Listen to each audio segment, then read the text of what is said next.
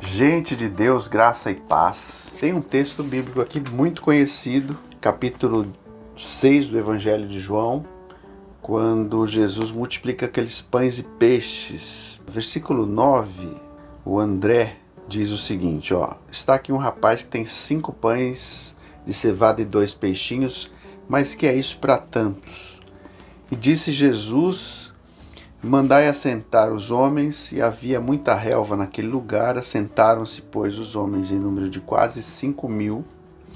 Jesus tomou os pães e, havendo dado graças, repartiu pelos discípulos, e os discípulos pelos que estavam assentados, igualmente também dos peixes, quanto eles queriam.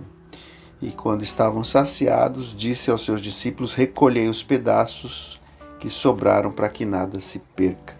Multiplicação dos pães, 5.000 homens alimentados com 5 pães e 2 peixinhos. É muito comum, especialmente nos dias de hoje, nós sermos bombardeados por mensagens de estímulo, de que nós precisamos crescer, precisamos ser grandes, precisamos conquistar.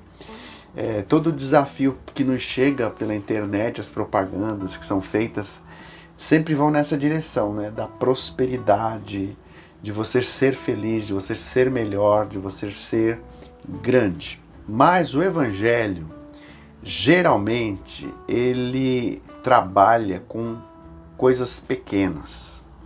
Jesus muitas vezes pontuou isso, né? Ele enfatiza, por exemplo, que se vocês, os discípulos, tiverem fé como um grão de mostarda, vão dizer para esta amoreira: arranca-te daqui e transplanta-te para o mar.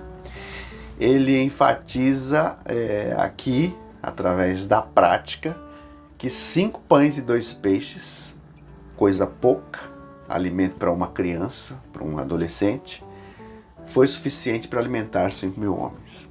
Ele pega 12 homens e transforma o mundo, vira o mundo de cabeça para baixo. Usa um homem, especialmente Paulo, para comunicar o evangelho de modo muito amplo em muitas localidades e etc.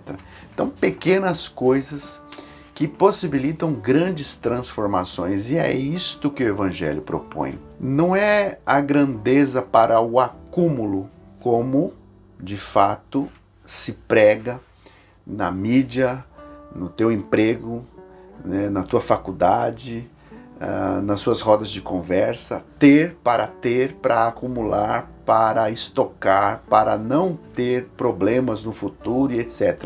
Pensar no futuro, planejar, é louvável, só que a Bíblia ensina que a prosperidade, especialmente no caso que a gente viu, está no repartir. Quando eles se assentam e Jesus reparte esses pães e eles vão se multiplicando.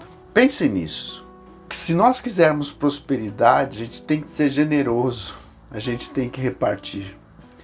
Quanto mais a gente reparte, mais próspero o ambiente se torna.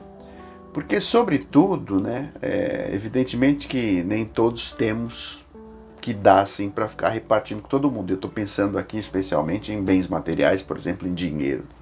Mas a vida, ela só funciona se a gente reparte. É muito comum pessoas deprimidas, solitárias, angustiadas, em crise, porque elas são muito ensimesmadas. No repartir existe a prosperidade, no repartir existe a troca, no repartir existe vida. Foi isso que ele fez, né? Deus amou o mundo de tal maneira que deu voluntariamente seu Filho, e todo aquele que nele crê tem vida eterna. Então, o exemplo de Deus em dar, em repartir conosco seu Filho, possibilita a vida. Eu quero então enfatizar isso, que prestemos atenção nas propostas que nos chegam todos os dias, de que você precisa ser grande ou ter grandes coisas. Nós precisamos lembrar do princípio bíblico de que grandes coisas, elas são formadas de pequenas coisas, ou de pequenos gestos.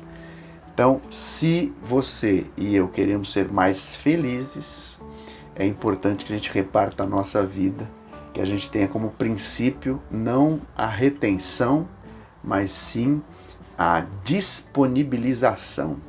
Porque a partir daí é que a gente flui, esse fluxo possibilita a nossa saúde e a de tantos outros. Tá bom?